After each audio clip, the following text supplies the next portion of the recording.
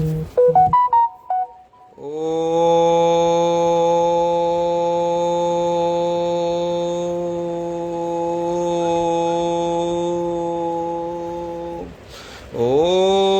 नमो ब्रह्मण्य वासुदेवाय गोविंदाय हिताय च। सुप्रभात मित्रों, सभी का स्वागत है, अभिनंदन है, वंदन है।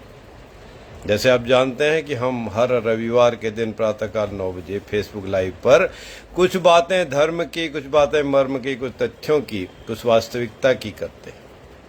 तो मित्रों, आज इसी कड़ी में हम बात करेंगे ईश्वर की भक्ति, ईश्वर की पूजा, सद्भावना, सत्कर्म और सद्भावना से किए हुए कर्म भी। भगवान को क्या प्रिय है, सबसे अधिक प्रिय क्या है? मित्रों, सबसे अधिक प्रिय भगवान को है जो सद्भावना से कार्य किया जाए। सद्भावना से कार्य का मतलब चाहे भगवान को पूजन हो, अर्पण हो, मनन हो, श्रद्धा भाव हो।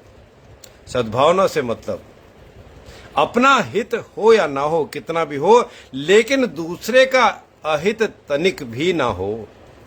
मनसा वाचा कर्मणा, मन से, वाणी से, कर्मों से हम सद्भाव को लिए हुए चलें, भगवान के प्रति समर्पित होकर चलें। वही सही पूजा, सही मानव पूजा होती है और वही पूजा भगवान को प्रिय भी है और उसी पूजा का फल भी भगवान अवश्य में देते हैं।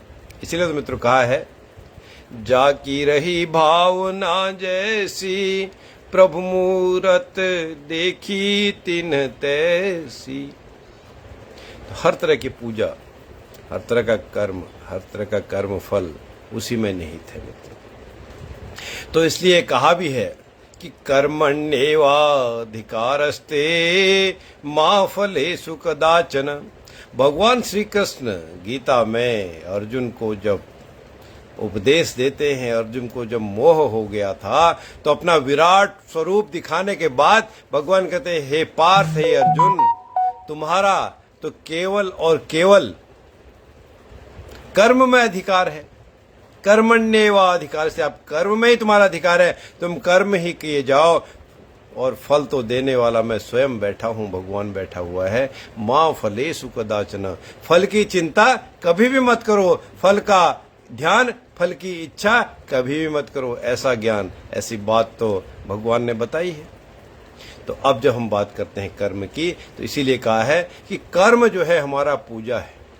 जो भी हम कर्म करते हैं, जिस भी कर्म को हम करते हैं वृत्ति के लिए और हमारी प्रवृत्ति के लिए, उसको हम पूजा के रूप में यदि अपनाएं, उसको यदि हम तन्मयता के साथ, सद्विचारों के साथ, सत्कर्मों के साथ, अच्छी भावना के साथ यदि हम अपना के उस काम को करें और साथ ही साथ तब हमको आलस्य को, मजबूरी को, गला काट प्रतियोगिता को, भय को, घृणा को, ईर्ष्या को, कटुवाणी को, अप्रिय वाणी को सब त्याग दें, तो ऐसा कर्म सत्कर्म की श्रेणी में आता है।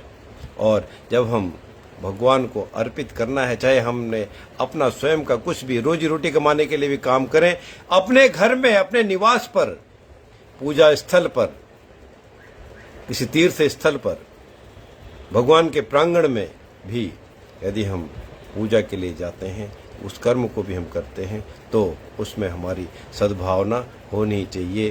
प्रतिस्पर्धा, भय, द्वेष, राग, वचन, सारी चीजें हमारे कंट्रोल में होनी चाहिए। यह तो बात थी मित्रों भगवान की भक्ति, भगवान की पूजा, सद्भावना की शुरुआत और कर्मों की शुरुआत। क्योंकि मित्रों यह बात सत्य है, बुरी भावना से किया हुआ कार्य, बुरी भावना से, व्यर्थ की भावना से, बेकार के रूप में, बिना भावना के, बिना मन के कोई भी किया हुआ कार्य या ऐसे कार्य, ऐसे कर्म जिससे दूसरे का तनिक भी अहित हो सकता हो, अहित चाहे उसको दिल में लगने से टीस है, उसका कोई धन का नुकसान है, मन का नुकसान है, शारीरिक व्यवधान है, अवरोध ही क्यों ना हो किसी के लिए, वो बुरी भावना में, वो बेकार का कार्य। उससे जो हमारे कर्म है, जो कुछ हम करें, वो विकर्म हो जाते हैं, अर्थात वो बेकार हो जाते हैं। और उन विकर्मों का फल अंततो गत्वा सुख शांति में बाधा देने वाला होता है, बल्कि वो दुख के कारण बन जाते हैं, अशांति देने वाले होते हैं, वो पीड़ा देते हैं, वो रोग देते हैं। शोक का कष्ट कारण भी वही है, रोग का कष्ट भी कारण भी वही है, और कष्टों के कारण भी वही है। तो ऐसे विकर्मों को क्यों किया जाए? हम दिखने में बहुत अच्छे दिखते हैं कई बार, इसलिए कहा है कि दिखने का कुछ और, मन का कुछ और, वास्तविकता में कुछ और। अर्थात हाथी के दांत दिखने के और प्रयोग के अलग अलग हैं, तो ऐसे दांतों को कोई फायदा नहीं मिलता, उनको तोड़ के उनको बेच दिया जाता है और प्रयोग में ले लिया जाता है हाथी के दिखावटी दांतों को। इसलिए दिखावटीपन बिल्कुल नहीं। जितना अपनी समर्थ हो वो कर्म करें, भगवान को भी वही प्रिय है। हम बात तो कुछ करें, लेकिन पीछे से हम बैक बाइटिंग करते रहे, हमारी इच्छा में कुछ और ही है, मन में कुछ और ही है, कर्म में कुछ और ही है, वो अंततोगत्वा ऐसों की हार ही होती। भगवान भी उनको पसंद नहीं करते। इसलिए मित्रों, सुख के लिए, शांति के लिए, अच्छे स्वास्थ्य के लिए, समृद्धि के लिए, यश के लिए, प्रताप के लिए और भगवान का पुण्य प्रताप प्राप्त करने के लिए, आशीर्वाद प्राप्त करने के लिए, भगवान को तो केवल निमित्त मानकर ही, भगवान कभी नहीं कहते कि मेरे पास आसमान में आइए, किसी पर्टिकुलर जगह पर ही आइए, वहीं पर मैं हूँ। भगवान तो यत्र तत्र सर्वत्र है, सभी जगह है। तो उनको समर्पित करने के लिए, उनको निमित्त मान करके अगर हम कर्म करते हैं तो वह सुकर्म भी होंगे। और उसमें यदि कोई अन्यथा कहीं डाइवर्जन, डेविएशन होता है तो हम उसको करेक्ट करें और उसमें अपनी गलती माने, भगवान से प्रार्थना करके क्षमा मांग ले, और जिससे उनका अहित हो सकता है किसी और का भी, उसका भी हम क्षमा मांग लें। तो इस तरह से हमारे कर्म श्रेष्ठता की श्रेणी में आ जाएंगे, श्रेष्ठ से श्रेष्ठतर बनते ही जाएंगे और अंततः श्रेष्ठतम कर्म हो जाएंगे। तो वह बहुत ही अच्छी पूजा आपकी हो जाएगी। अब उसके बाद फिर क्या होगा? उसके बाद हमको जो कर्म हम करेंगे उसके पीछे सुख शांति तो मिलेगी, समृद्धि तो मिलेगी, स्वास्थ्य तो अच्छा रहेगा, क्योंकि हमने ईश्वर को निमित्त मान के ही सब कुछ कर रहे हैं। चाहे हमने फिजिकल काम करना हो, दिमागी काम करना हो, धन दौलत का काम करना हो, व्यापार का करना हो, सेवा का करना हो, नौकरी का करना हो, कुछ भी करना हो, कहीं भी करना हो, भोजन भी क्यों ना करना हो, तब भी भगवान को प्रणाम करके निमित्त मान के हम शुरू करें, तो हमारे में अपने आप ही जो हमारी फीलिंग है, भावना है, इच्छाएं हैं, हमारी वाणी जो है वो सकारात्मकता की तरफ चल जाती है। सकारात्मकता आ जाना, सकारात्मकता को बनाना और सकारात्मकता को बनाए रखना नितांत आवश्यक है मित्रों। जब ऐसी बात नितांत आवश्यक है, फिर हमारे ऐसे जो सकारात्मकता रूपी कर्म जो हम करते हैं उसका प्रभाव अंततोगत्वा एट लास्ट सुखकारी, गुणकारी और हितकारी ही होगा। क्योंकि करना तो हमने है, इच्छा तो हमारी है, कर्म तो हमारा है, व्यवसाय तो हमारा है, जैसे भी हम कर पाए। तो यह बात हमारी सकारात्मकता से भी जुड़ी है। अब कर्म भगवान का, अच्छे कर्म, सत्कर्म, सकारात्मक कर्म भगवान को बहुत ही प्रिय। अब कोई भी कार्य हम कर रहे हो, मजबूरी में कर रहे हो, अनिच्छा से कर रहे हो, मन नहीं हम कर रहे उसको करने के लिए, यह नकारात्मकता सोच के अरे यार ये तो मुश्किल है, इस करने से क्या फायदा, अब मैं इसको नहीं कर सकती यार, ये तो पॉसिबल नहीं है, इसमें खर्चा ज्यादा है, इससे लाभ क्या है, इस तरह का अगर सोच हम रखेंगे तो यह पाप कर्मों की श्रेणी में आते हैं मित्र। और पाप कर्म करने से अच्छा ना करना ठीक है, क्योंकि इस तरह से नकारात्मकता रूपी, बिना इच्छा के, अनिच्छा के मजबूरी से किया गया, नकारात्मक सोच के साथ किया गया कर्मों से अंततोगत्वा उनके फल दुख मिलते हैं, संताप मिलते हैं और अधोगति, डाउनफॉल ही होता है, अधोगति ही प्राप्त होती है। तो क्यों ना हम श्रेष्ठ कर्म करें, सकारात्मक काम करें, सद्भावना से कर्म करें, क्योंकि श्रेष्ठ कर्मों से समाज में, परिवार में, देश में, विश्व में आशा, खुशी, प्रेरणा, उमंग, उत्साह, साहस, सद्भावना, आत्मबल, आत्मविश्वास और आत्मनिर्भरता बढ़ती ही है। और एक समय ऐसा भी है कि इन सारी श्रेष्ठ कर्म करने से लगातार श्रेष्ठता के शिखर पर हम भी चढ़ते जाते हैं और हर तरह का बल, चाहे विश्वास का हो, आत्मा का हो, सद्भावना का हो, साहस का हो, उत्साह का हो, प्रेरणा का हो, उमंग का हो, किसी भी चीज का हो, वह दिन बर दिन बढ़ता ही जाता है। 1+1 11 होता जाता है। 1+1 2 ही नहीं टिका रहता है, फिर वो 11 बनते जाता है। तो फिर 4 चांद तो लगने अवश्यम भावी हैं और पूनम के चांद की तरह, पूर्णिमा के चांद की तरह वो सारी चीज, सारी बातें, सारे तथ्य पूरा मिलकर अत्यंत सुखमय वातावरण का निर्माण कर देते हैं। और जब अत्यंत सुखमय वातावरण का निर्माण हो जाता है तो भगवान की भक्ति, भगवान का पूजन तो हो ही गया है। भगवान ऐसे साधक को अत्यंत आशीर्वाद देते हैं, उसको बहुत प्रियता से अपना लेते हैं, अपने गले से अपना लेते हैं। इसी तरह मित्रों, जब हम निकृष्ट काम करते हैं, निकृष्ट सोच रखते हैं, पाप कर्म करते हैं, पाप की प्रवृत्ति रखते हैं, उससे अल्टीमेटली आंतरिक शांति, शक्ति,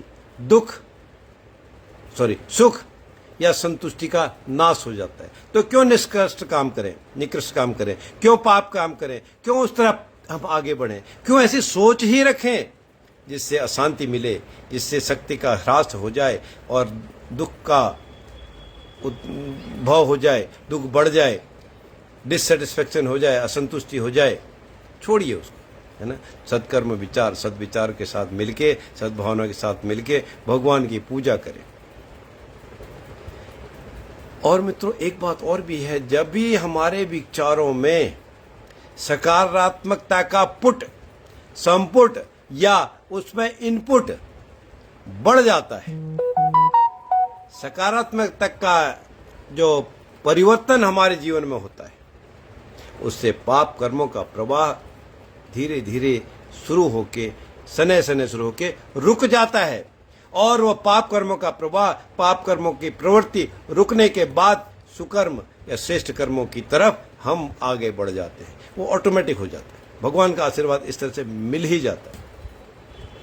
इसलिए आज के इस भौतिकवादी युग में, दौड़ धूप की जिंदगी में, भागम भाग की जिंदगी में थोड़ा समय हम सद्भावना से लेके, सत्कर्मों से लेके, सकारात्मकता से लेके अपने विचारों में, सोच में, कर्म में थोड़ा सा परिवर्तन करने की कोशिश तो करें, ताकि हम भौतिकतावादी प्रवृत्ति, भोगवादी प्रवृत्ति या मानसिक सोच, मैं की सोच से हम निजात पा सकें। अर्थात भौतिकवादिता से, भोगवादिता से, मानसिकवादिता से, मानसिक विकारों से हम थोड़ा सा उठ पाए। पूरा तो उठ पाने में समय लगता है, उसके लिए तो फिर कोई न कोई योगी की जरूरत है। फिर भी हम शुरुआत यदि करते हैं तो उस शुरुआत करने से हमारे भावनाओं में, हमारे विचारों में, हमारे कर्मों में एक अलग ही, अद्भुत ही परिवर्तन आता है, जो भगवान को अत्यंत प्रिय है। और वो सच्ची प्रार्थना, सच्ची साधना, सच्ची पूजा ईश्वर की हो। और मित्रों, एक पूंजी जो श्रेष्ठ कर्मों की हमारी पूंजी है, कलेक्शन है, उसको इकट्ठा करने के लिए, उसको बनाए रखने के लिए हमको स्वार्थ को, विकारों को, भोगवादी विचारों को, दुष्कर्मता को, संकीर्णता को दूर रखना पड़ेगा। और यदि दूर नहीं रखेंगे तब क्या होगा? दूर नहीं रखेंगे तो फिर वो सद्भावना भी नहीं रहेगी, भगवान के गुणों का भी, भगवान के आशीर्वाद की भी प्राप्ति में उतनी ही कठिनाई हो जाए। इसलिए मित्रों, धर्म का, अधर्म का, मर्म का हमको ध्यान रखना ही चाहिए और सद्वचनों को, सत्कर्मों को, सत्धर्म को अपने मूल्यों में, अपने कर्मों में, अपने विचारों में, मानवीयता में हम समर्पित करने के बाद और अधिक भक्ति को तो हम कर सकते हैं और भक्ति का प्रतिफल के रूप में आनंद की भी प्राप्ति और आनंद के बाद अंत तो गत्वा जो हमारी पूंजी है, श्रेष्ठ कर्मों की पूंजी, वो और बढ़ेगी। क्योंकि मित्रों ये भी कहा है कि विद्या ददाति विनयम विनयात आयाति पात्रताम। विद्या से विनय बनती है। जितना पेड़ फलों से वृक्ष जो लदा होता है वो झुकता है और खजूर की तरह पेड़, ऊंचा पेड़, बबूल का पेड़ है, खजूर का पेड़ है, इतना ऊंचा है, उसमें छाया भी नहीं मिलती। बबूल का पेड़ है, कांटे लगते हैं। तो ये ध्यान भी हमको रखना है, बजाय बबूल के पेड़ होने की किसी हम पीपल के, बरगद के, केले के वृक्ष की तरह बनने की कोशिश करें, ताकि जो हमेशा सदैव ऑक्सीजन देते हैं। गाय माता भी ऑक्सीजन ही हमेशा 24 घंटे देती है। इसलिए हम भौतिकतावादी को छोड़ के, संकीर्णता को छोड़ के, भोगवादी प्रवृत्ति को छोड़ के सद्भावना को अपनाने की कोशिश करें और प्रवृत्ति भी ऐसी रखें, तो पाप कर्म से हम दूर हो ही जाएंगे, शांति सुख का अनुभव भी होगा और भगवान की हम सच्ची भक्ति भी कर पाएंगे। आज के लिए मित्रों इतना ही। आने वाले रविवार के दिन फिर किसी और तथ्य के साथ